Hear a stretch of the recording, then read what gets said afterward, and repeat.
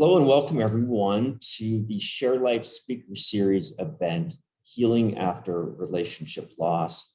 We started this series as an opportunity for ShareLife agencies to share some of their knowledge and insights with everybody, including ShareLife donors, parishioners of the Archdiocese of Toronto.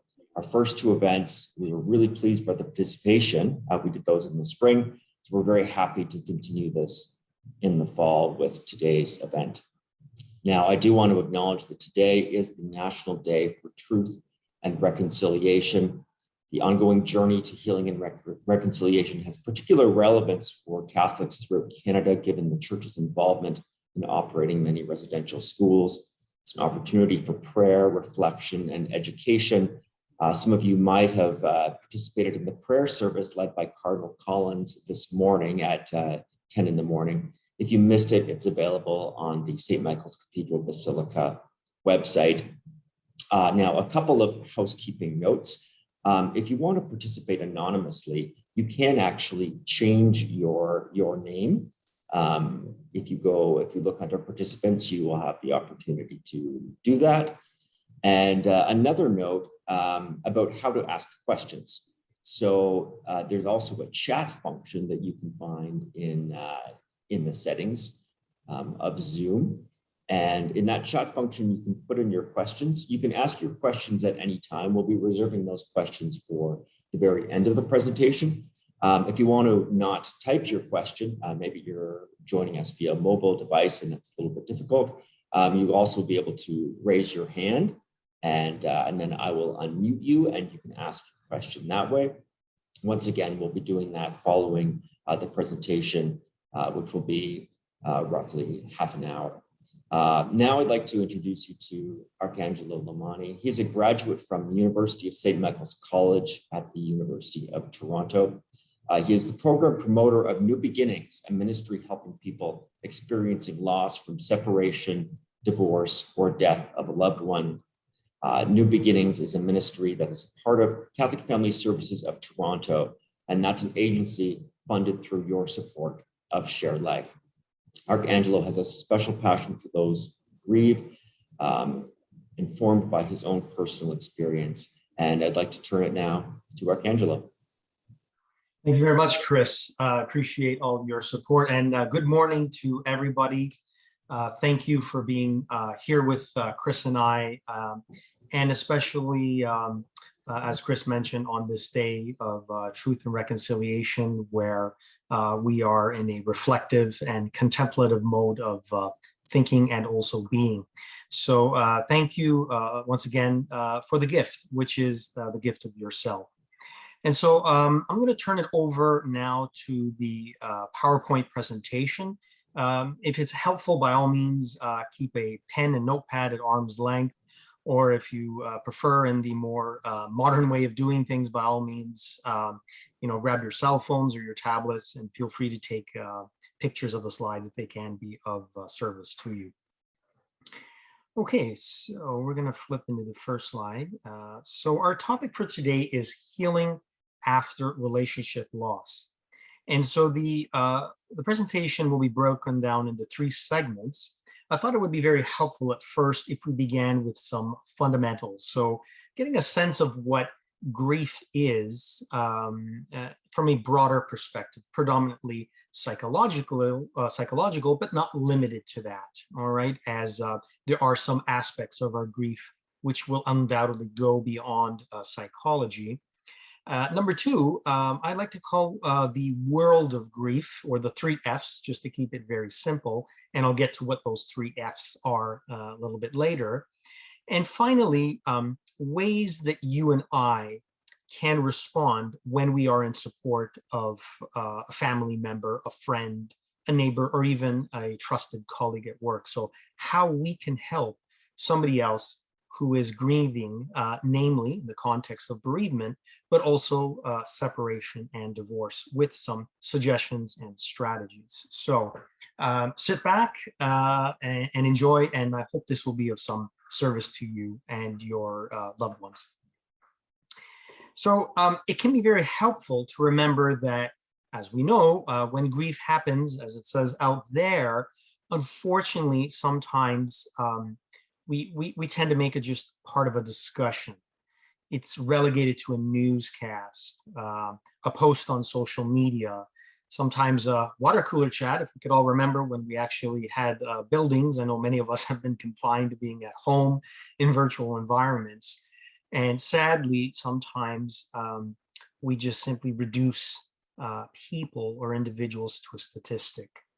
And of course, we know in the very depths of our hearts, in our most private reflection, that a person is never a statistic. They are so much more. All right. And so that's why often when loss hits home, as the expression says, we come to a deeper place of understanding that it is now a permanent chapter in his story, if you like a play on the words there, history or her story. All right. It becomes the very fabric of the individual's lives. So what we want to be very cognizant of, when we are doing our own reflection, maybe someone here joining us today on this meeting is grieving the death of a loved one, or is now in transition via separation and divorce, is that grief is simply not a social condition. It is not a medical illness or a disability or any way to define a person. So what we wish to remember when we are taking care of ourselves is that grief is a personal experience that someone transitions through with emphasis on the beginning, in the middle, and always at the end on person. So we always want to be cognizant of the person. Now, a little bit of language to help you in breaking things down. There is a distinction between grieving and mourning. So often when I'm working in the context of peer support groups, I often take my hands and sort of form an arrow, if you like, towards the heart. All right. So grieving is the inner workings that we alone are only ever privy to. All right. In the very silence, in those sometimes dark corners of our heart. Now, as it says on the screen, I'm just going to simply read that verbatim. It is a psychological, sometimes physical, because we are embodied beings after all, behavioral, social, and even spiritual response to loss. So the operative word here, I'm just going to point here with my arrow, if everyone can see this, is capital R for reactive. All right. It simply says, ladies and gentlemen, that you and I are hardwired, as anthropology says, just simply to react the way each and every one of us do. And that might not be like your neighbor, and that is okay. We just simply react the way we react. Now, in truth be told, whenever I do these presentations, I often say, this truly is the last part of bad news in this PowerPoint. It's when we get to mourning that perhaps we could say that we are going to flip the frowns into smiles. So then in mourning, we now take our hands, which were pointed inwards towards our heart, and we open them up outward. And so what we are saying is that we take our pain, our loss, the doubts, the darkness, and we give it a life, so to speak. We give it a path outside of ourselves. And so now the operative word, if everyone can see this again on the monitor, is proactive, which means that we have to do something intentional in order to get a different result. And so we could define mourning as a process. All right, so this is one step at a time, sometimes two steps back, but a process by which we move through and beyond the experience of grief. And so what can be helpful for you if you are working through a grief right now is to know that you can adapt, but you may also need to adopt, as it says there in bold, a new, or if you prefer the word, changed, or even different mode of feeling, thinking, speaking, acting, and being. And so it can be very helpful as you're sifting through. Perhaps some of you have already begun to do some research online or watching some helpful YouTube videos or podcasts, is that grieving and mourning, in fact, work together. All right, there's a time and a place where we keep grief inside of ourselves for our private reflections, our private contemplations, but then we externalize as we perhaps find a new path to our destinations in life. So I thought that'd be helpful just to get that cleared up for you. Okay, and so losses speak to perhaps something that we've often seen in our popular culture is often a picture of an iceberg, all right? And often it is said that there's only 10% that all of us see above the water, and of course, the bulk of it, the 90%, is lurking below the water. So the primary loss, of course, that we address at the beginnings here is, of course, bereavement, loss through death, or the loss of a marriage, which transitions then into separation and or divorce. But more often than not, we find ourselves, engaging in social functions, and sometimes we're surrounded by other people who simply do not recognize that there's so much more happening, as they say, behind the scenes, and that speaks to a secondary loss. So some of our friends, our families, or colleagues may be dealing with the changes that impact support systems, as often our immediate networks, both personal and professional, are subject to change as people move in and out of our lives. Moreover, finances are often an impact, but not exclusively to everyone. And so, as a quick summary, secondary loss may not apply directly, as is the foundation, which is the primary. But interesting enough, it's when we get to the bottom end, so to speak, of our proverbial iceberg, that we encounter this area that is known as symbolic loss. And symbolic loss, as it says there on the screen, is not so easy to grasp because it is intangible. All right, so perhaps some of these words may speak to some of you and some not. We often identify very close in the context of a relationship. And so often we are grieving the socialized status of Mr. or Mrs., best friend, Mr. Fix-It, caregiver of the home, all of these endearing titles that we often place upon a partner, especially in the area of separation and divorce when we're working through marriage and the breakdown that comes from that. Hopes and dreams, this can apply to both bereavement and separation and divorce. And so I wish to simply validate this for you, ladies and gentlemen. If anyone here on this meeting is going through that, please know that it is important. And so just take care that you're working through that as well, as it is as important as the secondary loss, if that is applicable. So just a quick breakdown there to help you to often name what sometimes we are only able to sense without a language. Okay, acute grief, a little bit of a clinical piece over here in psychology. A reminder that as a rule of thumb, the first 2 years, as you see there, ladies and gentlemen, is a seminal period. It's defined as the most transitional time post a loss. All right.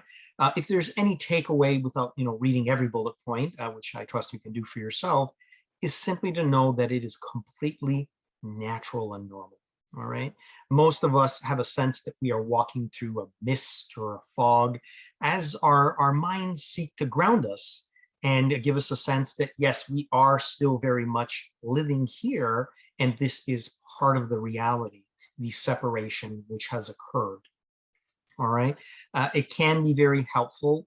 At the bottom of the screen, you will see that sometimes we need to take a time out, as it's said, and we just cannot engage certain people or certain conversations as they present triggers and may prompt what psychology calls a fight or flight response. Okay. I just wish everyone to know, I know this is a little bit difficult, the topic, but with a renewed sense of confidence for you, or if it is someone that you're supporting, that all of which you see here on the screen is, again, completely natural and normal up to the first 2 years. All right, now just a word of gentle caution here into an area which is known as complex or complicated grief. Now, there is no set time, but if we can, again, as a rule of thumb, what we are essentially saying is that once we move beyond a time of 2 years for example, maybe 4 years, 7 years. And if we begin to notice that we are not able to cope, we are not able to properly function, or our behavior is becoming somewhat erratic, we feel irritated, and we have, bouts of anger, it simply is a reminder for us that perhaps we ought to seek a little bit more help in the way of professional counseling. All right. So at New Beginnings, we're a big advocate for that. We encourage all people perhaps to try our services at Catholic Family Services of Toronto as a further aid in support of grieving the loss either of death or separation and divorce. What I simply wish to emphasize above all is that group work, which is the bedrock of the New Beginnings program, is never meant to be in competition with good one-on-one therapy. They are meant to be a great support system that work in tandem or symbiotically in parallel. So, we are in an era now where we hear so much about mental health and the importance of taking care of that. And so I just wish to remind everyone, if you feel that the period is now moving well beyond the 2 years, it could just simply be, again, a final reminder that perhaps we get a little bit more help, and now we have sort of the best of both worlds. We have the one-on-one, where a skilled clinician, a skilled psychotherapist can address our personal needs best suited for us as an individual, and then a program such as New Beginnings or any other group resource can provide a wider support in context with other people as we journey together. All right, anticipatory loss, very quickly here. Anticipatory loss, by definition, as you see there, is grieving prior to an impending loss. So perhaps as no surprise for all of us, as we're still working through the global pandemic of COVID-19, which began last year, many of us perhaps are wondering, why is it that we feel, the hypervigilance? Why is it that we feel worn down? That also can be present when we're grieving through bereavement. Perhaps if someone is ill, we don't quite know, when the end is, but we begin to feel the changes. We begin to feel the loss. And so I just thought I would highlight that for you in case you were looking for a specific language. This is anticipatory grief, all right? So know, once again, that it is normal and it is natural even to begin grieving the many changes prior to a definitive end date, all right? And this is often noted with many of the grievers that come in our program in separation as divorce, as some people might even still be working through the physical separation or the selling of a matrimonial home, but they've noticed that the relationship or the anchors or pillars that built the original relationship are already in flux. And so I wish to highlight that for you. All right, some quick common myths. I want to give everyone just a very quick 10 seconds, if you would, to take a scan on that slide, if you will.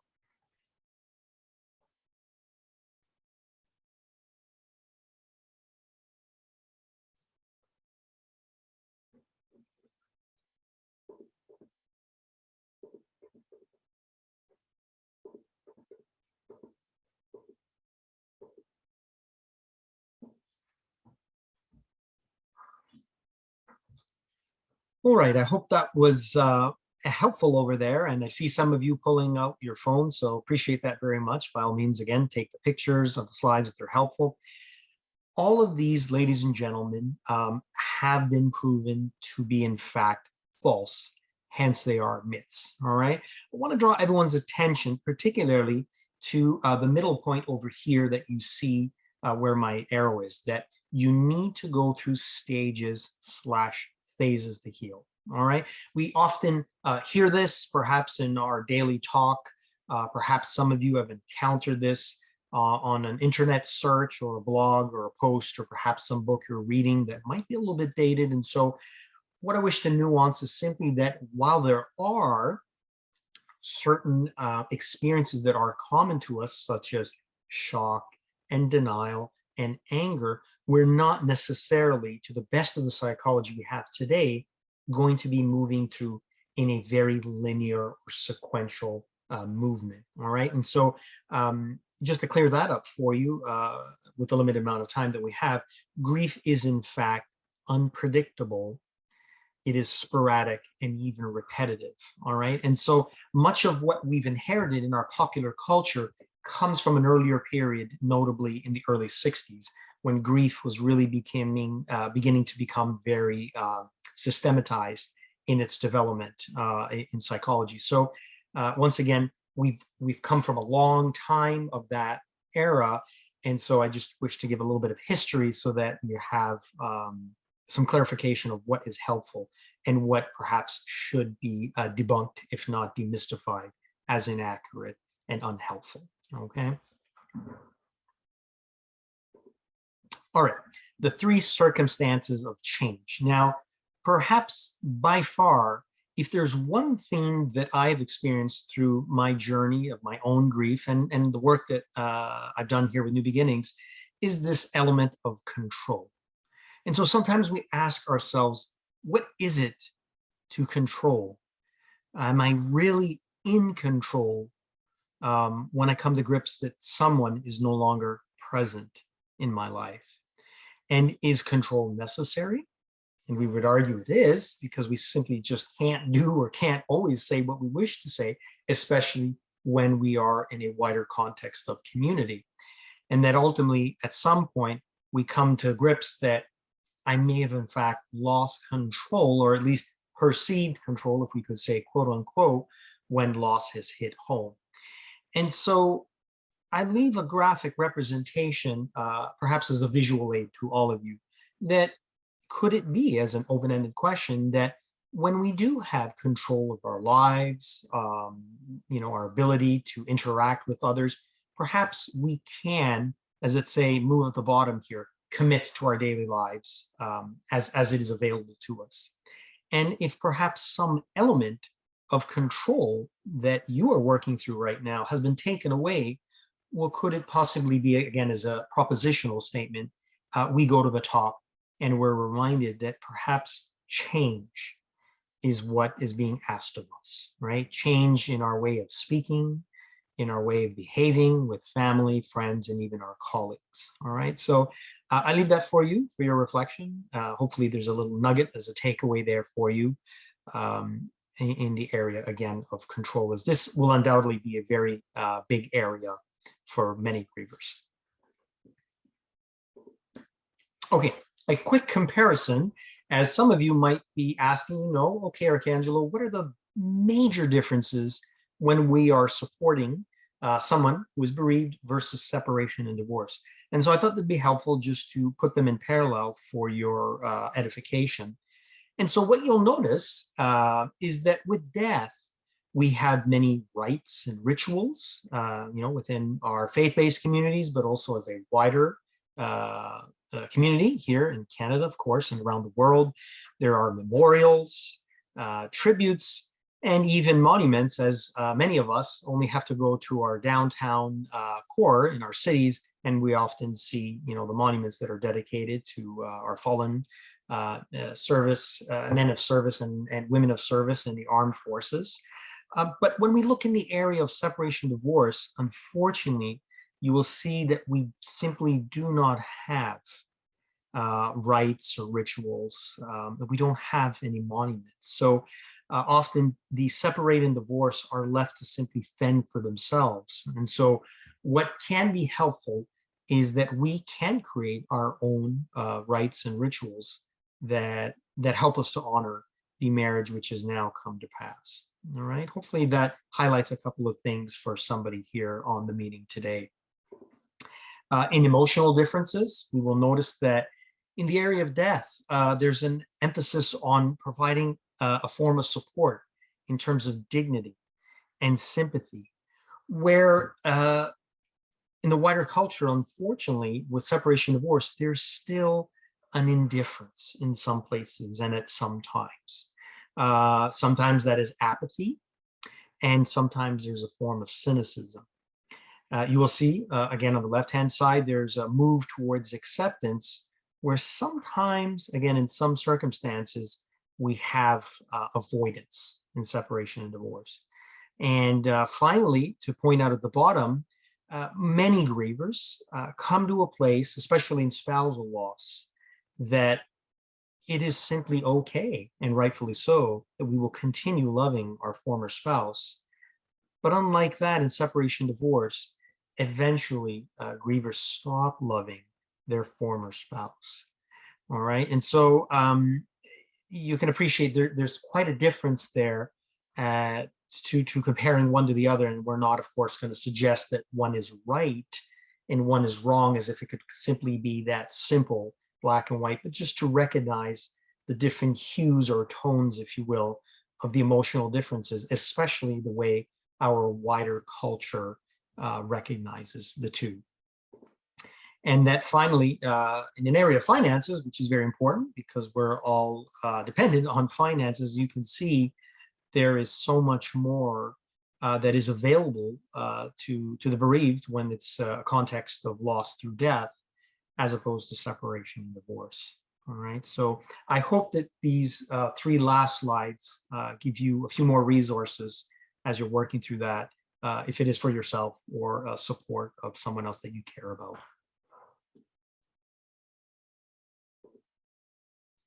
Okay, so I promised you the 3 F's, and so here they are. So the world of grief can be summarized, if it helps with a little bit of language, in terms of faith, feelings, and of course, forgiveness. All right, so let's delve into that and see what they all look like when we break them down. So anger, undoubtedly, one of the big pieces that is very prevalent with separating divorce, but also can be a hallmark when we are grieving the death of a loved one.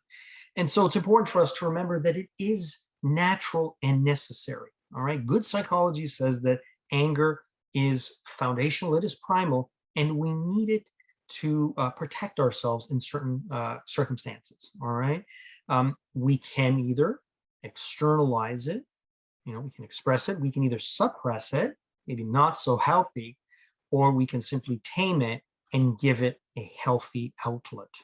All right, there needs to be a distinction here, because we know that aggressive anger leads to a destructive output, whereas an assertive anger can lead to a constructive output. All right.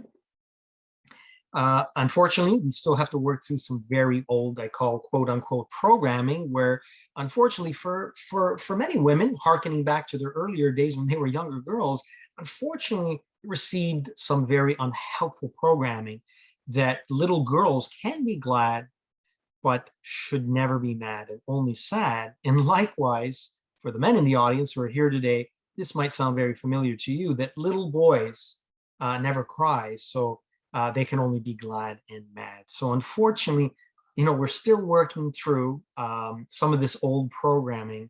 And what can be very helpful is to know that, no, both men and women, girls and boys, experience the full spectrum of glad, mad, and sad. And in expressing all of that, we experience the totality of what it simply means to be human. And so for the next slide, what could be helpful is with some pictures here, I thought I would lay this out in the diagram, is for you to explore how are you working through your anger. Now, up at the top, we could say the explosive part, well, that speaks for itself. That's perhaps the most obvious. But down at the bottom, we see another area that is very common, but often missed, and that the anger can simply be driven downwards. All right. Perhaps you know of someone right here on this call, or you know of someone who's working through something, but they appear to be very negative in their outlook on life, or they appear to be chronically sad or sorrowful. Could it be that, as we said earlier, using the iceberg as the example, that underneath isn't so much sorrow, but a driven or turned inward anger that is yet to be externalized? All right. So you want to be very cognizant that you're finding a very safe, a very proactive, a very constructive way, as opposed to just suppressing your anger. Now, on the lateral sides of the inner circle, you will notice 2 words. The right one is somaticized, all right? Very very unpopular word, I guess, in our popular talk of every day. And so let me nuance that for you.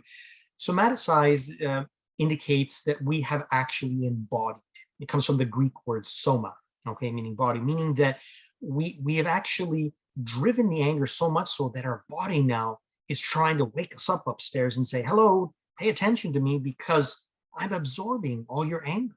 So if you've ever noticed when you're working through your loss, if you have some headaches that are continuing, or backaches, or tummy aches, or all kinds of aches, that just simply could be that your anger is trying to get your attention. Finally, on the left side, you'll notice what is deemed as secretive or sly. So maybe you've noticed someone in your inner circle of friends or your colleagues at work, and sometimes they're very, shall we say, cryptic in the way they speak. Could it be that they're hiding even behind sarcastic comments and you're wondering why that is, because they're usually a jovial or happy person? Could it be that that is also a cover-up for otherwise unprocessed anger? All right. So that can also be indicated by our behavior, notably in something like sarcasm or a different sort of humor that is ill-placed of that individual as you know them. All right, very quickly here, anger. I found this example very helpful for myself when I was working through my grief, is we want to be cognizant that we simply do not make ourselves out to be the victim, all right? When we do take on a victim mentality, often we end up, unbeknownst to ourselves, using other people, right? And as you can see there, we often blame somebody else, all right, for our cause of pain and our grief. And often we tend to bring someone else into our discussion, maybe a family, a colleague, or a neighbor close to home. And, you know, we manipulate them to rescue us as the listener. All right, so we create this sort of unholy triad, if I can use such a word. And so you want to be very cognizant of, you know, not being the victim and hence, you know, remaining powerless, because you can work through this and you do have a certain amount of very, shall we say, positive power to help you work through your anger. Now, guilt, very big area of feelings when we're working through a bereavement. And so I want to just quickly break it down here because it's a very pluriform and has many manifestations. So perhaps someone here is dealing with what's called illness related. So maybe their loved one was saying, I'm not well, but we often inherit this guilt of not believing, not noticing. Could it be that someone feels guilt because of a role? I was the parent, you're saying. I was the adult child. You know, I should have been true to that role. If only, if that sounds familiar to anyone, you know, the classical looking in the rearview mirror, as they say, magical thinking, because hindsight, or so we believe, is always 20/20. Moral, sometimes we believe we're being punished for our sins. We might even bring to ourselves a very unhealthy talk that says our family or me specifically am cursed. Survival, or what's often called survivor's guilt. I'm still alive and my loved one is gone. Not grieving correctly, unmentionable if there is something very sensitive to the type of loss, such as suicide is, or if someone died via AIDS or STD. And so we can inherit this very unmentionable sort of guilt. And then recovery, you know, why is it that I'm feeling a little bit better? I'm able to laugh. Shouldn't I be crying? Shouldn't I be feeling more sad most of the time? And so these are ways for you to break down your guilt if this is something that's impacting you, okay, with a specific language. Now, on the end of separation and divorce, when we support those individuals, as I'll be doing with this evening's Thursdays group, there can be guilt there as well, all right? And it is broken down, as you see there, in areas of denying, justifying, rationalizing the way an individual has treated us, right? Or sometimes even self-blame. So how do we see ourselves, in a sense, in the third person, all right? So know that anger and guilt is applicable to both sides of those losses. Okay, Something that we usually don't talk much about is fear. All right. Now, you can all read that for yourself, the clinical definition, but um, more often than not, sometimes fear speaks to something that's happening within ourselves and not so much out there. Okay, we're no longer being hunted by prehistoric predators, and sometimes the things we are afraid of speak to things that we're not certain about within ourselves. And so I thought I'd put together a quick list. And so let's drop into that slide. So um, Dr. Karl Albrecht, who I reference over here, I think has done a fantastic job with his pyramid of hierarchy, which he calls a Feararchy. And it's interesting that he mentions that right at the bottom, as you can see here with my pointer, is extinction. But right up at the top, he argues that many of us fear the death of our ego, that being the perceived self, right? And isn't it interesting enough that grief often brings us to a place that we discover our true self once we work through the grief, all right? And that's right up at the top. Quick little list here from a very helpful life coach whose material I'm happy to reference here. And that's Arcangelo, if I could interrupt just for a second, I just wanted to let you know that we have roughly about 10 minutes left if we want to allow participants to be able to ask some questions. So I fear we are running out of time. So just letting you know.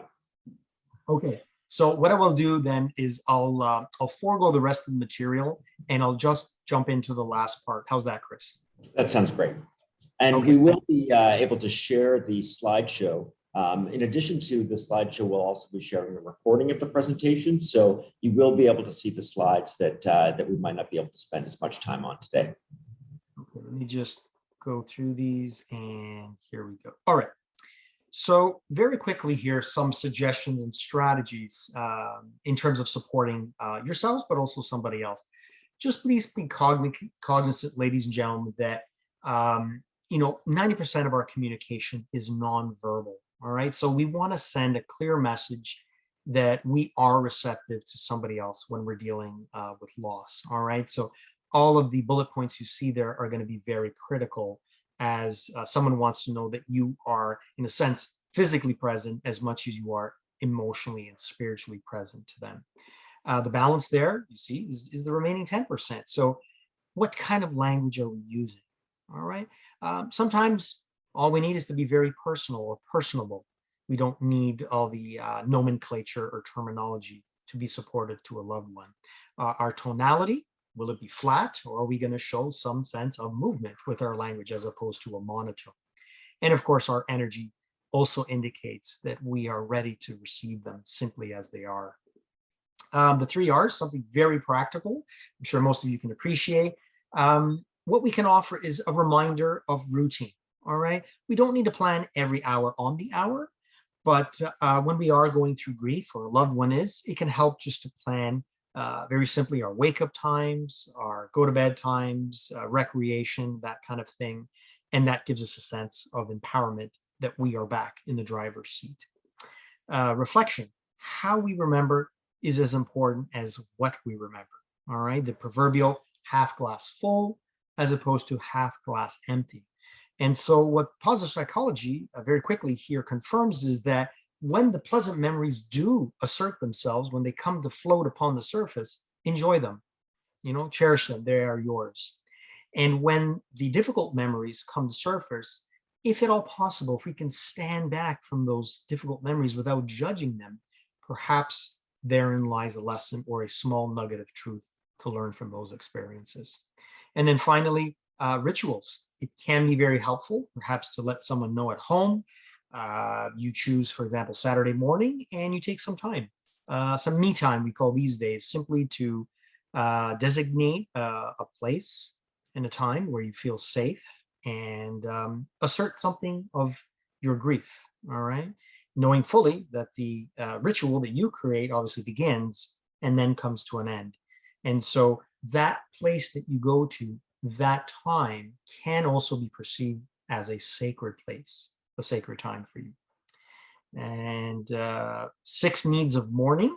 So according to Dr. Alan Wolfelt, who I had the privilege of meeting a couple of years ago at the Mississauga Living Arts Center, reminds all of us that, there's so much that we can and we ought to do for ourselves. But by far, I think we would say the two areas that unfortunately we couldn't cover today are the development of a new self-identity and the continual search for meaning. And of course, receiving support from others in an ongoing basis. And so if I may, very gently here, do not say, let's be very cognizant of our language. We don't want to use the words must, need, should, because that would be saying that we are compelling someone to do something. We don't want to moralize or evangelize or even spiritualize, because that simply puts someone else in a very defensive position. What we do want to do is simply to be welcome, focused, as we said, in our posture, in our body language, and also in our verbal language. We want to encourage, we want to acknowledge, and we simply wish to accept someone no matter where they are. And some appropriate responses, if you're looking for that, could simply be, I can only imagine what you are going through. I am sorry for your loss. Would you like to talk about it? I can appreciate your situation, though I can't relate to it. And finally, remember, your story matters because you matter. And so conversation to conversion is simply a reminder for all of us that as much as we can, let us move from a physical place of distance, as it says there, to being as close as we can to that person, to connect with them, perhaps with the left side of the brain, which is logic and reason, but truly know that if we want some kind of change to occur, we move to a place of contact. And as the word implies, we can touch someone's mind or touch someone's heart by validating through emotion. So we move beyond the logic and reason is what I'm saying, to truly create some change or conversion. And finally, a touch point here on grief versus gratitude. When we get stuck on grief, we're only asking why, as opposed to gratitude positions us to the practical, the where, the what, and the how. So as opposed to solely being focused on circumstances, perhaps we could ask, what do you love and how do you want to live? We move beyond just if only, they, I, coulda, shoulda, woulda, if that sounds familiar, to remaining in the present. We don't play the blame game.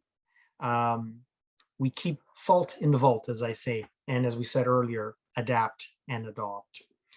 And so that finally we are not discouraged and despair, but rather move to a place of healing and of hope. And so a quick drop in here before Chris pulls me in at the end of my 10 minutes. Here's a quick summary, ladies and gentlemen, of our present services here at New Beginnings. And so you'll see here at the top left quadrant, we have introductory programs, both for bereavement and separation and divorce. Last year, we were really excited to develop a brand new advanced program for those who move beyond the introductory program. And so it is truly a two-step graduated. And then we supplement our programs with retreats and seminars.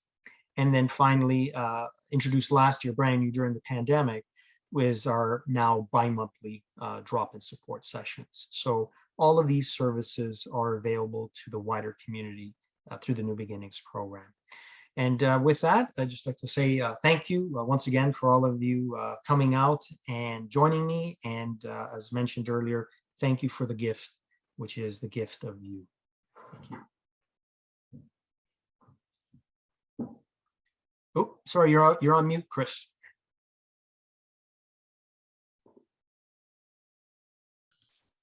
There we go. Thank you, Arcangelo. I will share that contact information that was in the last slide in an email that goes to all of the registered participants, along with the video and the slideshow.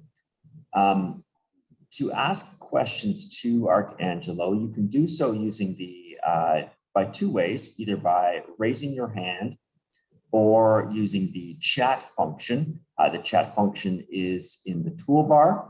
If you're using a mobile device, I did notice myself that you have to click on the little ellipses in the corner, and that will take you to the chat section if you're tuning in with a mobile device. While I give everyone a chance to consider their own questions, I just wanted to ask you more generally, Arcangelo, would you be able to tell me what is the importance of the ShareLife campaign towards new beginnings? I know that a lot of the people who are joining us today are here because of their involvement with ShareLife. Well, what I would say, Chris, is the great significance is really in creating what I like to call a heightened awareness of what New Beginnings offers through Catholic Family Services Toronto as a place of welcome to all members of the community, and a simple heartfelt gratitude in recognizing that all of what the agency offers as a whole is made possible through the very, very generous contributions of ShareLife. So we're very grateful. It allows us to continue to do our work, whether it's providing retreats and seminars or the introductory programs to, again, support the wider community so that everyone knows that everyone is welcome and no one is left behind. Excellent, thank you. Here's an interesting question here. How do you advise supporting a friend going through a tough breakup? In addition to what you said in the slides, should we focus on listening solely? I would say that, yeah, that is the initial point, because people often are just looking for a receptive ear. So that can be a great starting place. It can also help, though, to provide some resources. But as I often say, begrudging, because I really love my PowerPoints, and as you could tell, I put in a lot of time into them.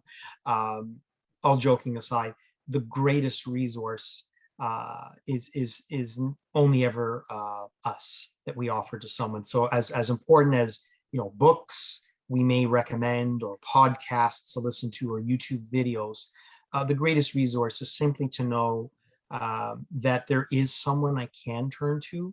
I can pick up a phone or send a quick text message, and that they are receptive. So yeah, I would say that they work in tandem, but definitely listening ought to be the starting place.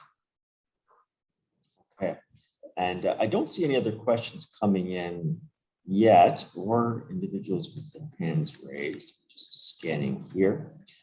So perhaps we do have a little bit more time. Arcangelo, is there anything from the slides that that you weren't able to present earlier that you'd like to expand upon now?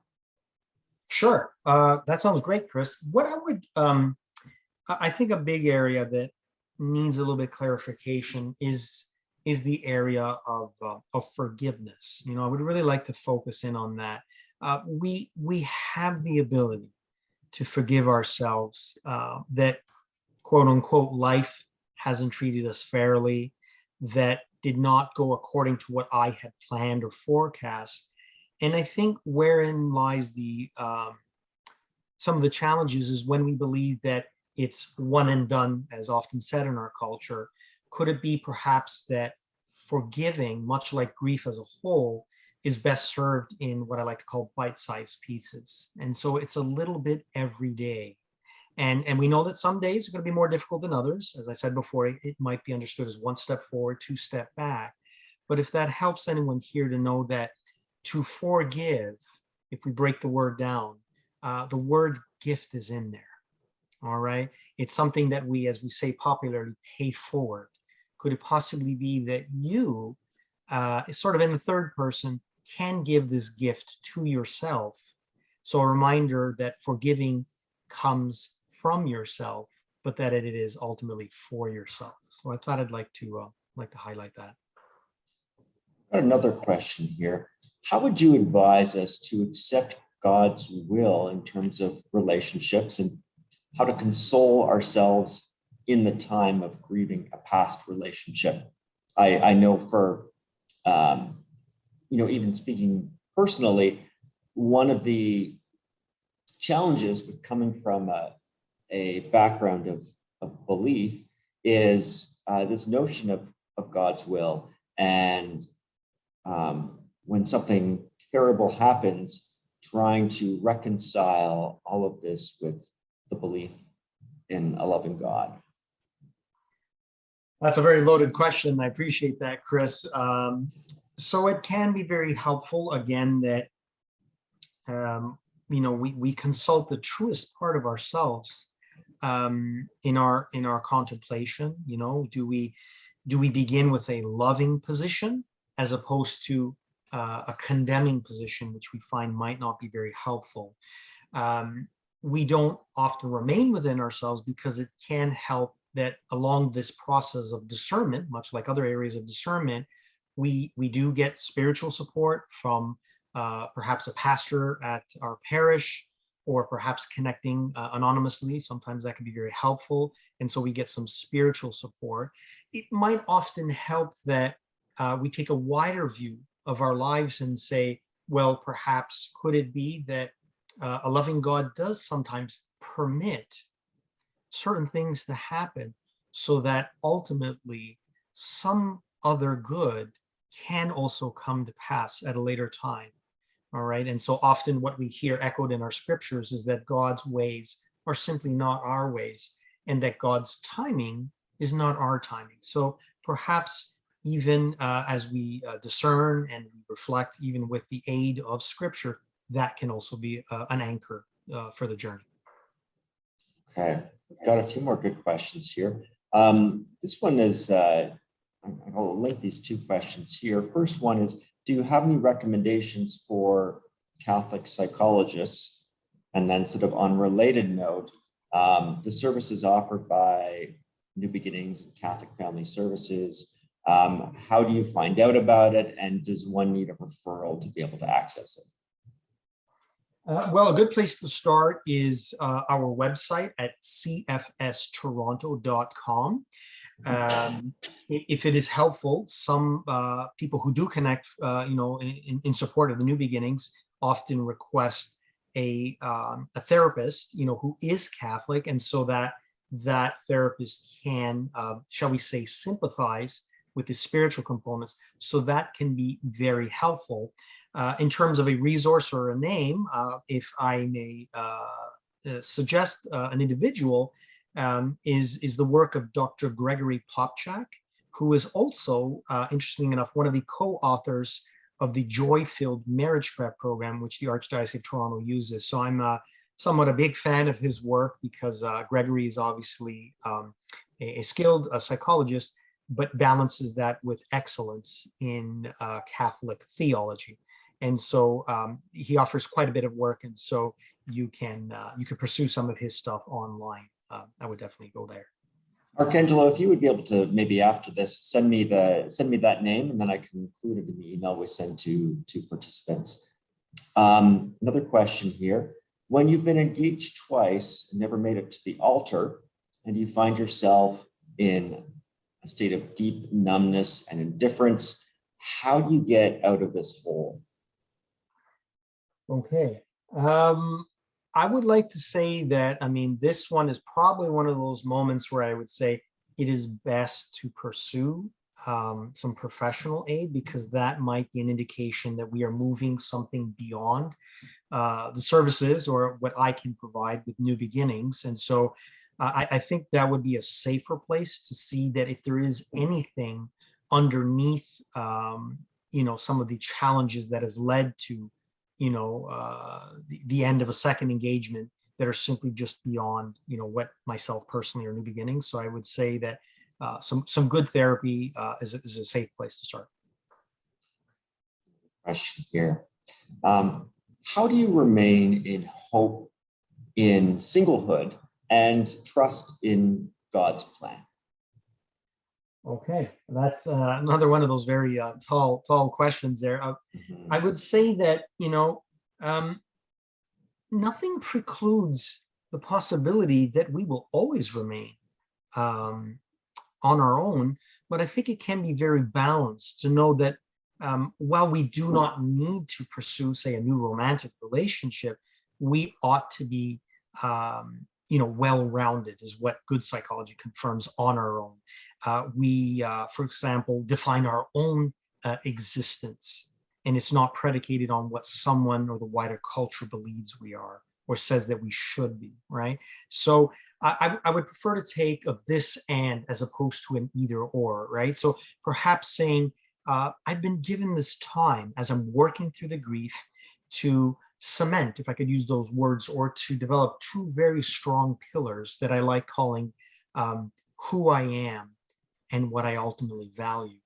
And that could be very uplifting, very hopeful, as the word was looking for before. And that could be a better positioning for what comes next in life. Okay. And that's all the questions that we have. And we are reaching an hour, so we want to respect everyone's time and your time, Arcangelo. I did want to let everybody know that we are approaching ShareLife Sunday. So if you appreciate the work of New Beginnings and all of the agencies that are funded through ShareLife, you will have an opportunity to support them this weekend at your parish through the second collection, or you can give to ShareLife at any time at sharelife.org/donate. Arcangelo, thank you so much for sharing all of these insights. This was a really popular seminar. I look forward to providing all of this content by email to anybody who may have registered and who wasn't able to attend during the live session with us today. Really grateful for your time and really grateful for everybody who joined us today. Thank you to everyone, and God bless you.